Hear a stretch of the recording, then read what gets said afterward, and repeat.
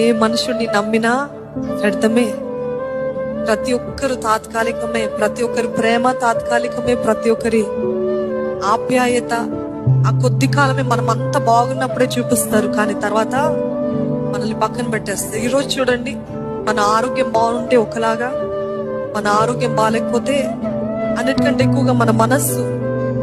ఏ మనుషుడైనా మన మనస్సు పోగొట్టుకుంటే, మనస్సు విరిగిపోతే, లేకపోతే మనస్సు మతి స్థిమితము లేదనుకోండి, అప్పటి వరకు గౌరవించిన వ్యక్తులే ఆ మతి స్థిమితము లేదు, లేకపోతే మెంటల్ స్టెబిలిటీ లేని వారిని ఎంతో అగౌరవపరుస్తారు, పక్కన పెట్టేస్తారు.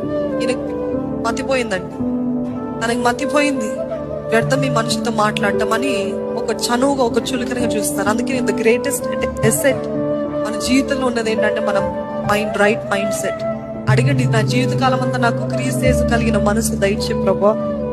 అదే రీతి మన ఆరోగ్యం బాగలేకపోతే, మనకు డబ్బులు లేకపోతే, మన జీవితంలో ఆ స్థితి నుండి కింద స్థితికి వస్తే చాలు మనుషుల అసలు రూపాలు బయటపడతాయి కదా.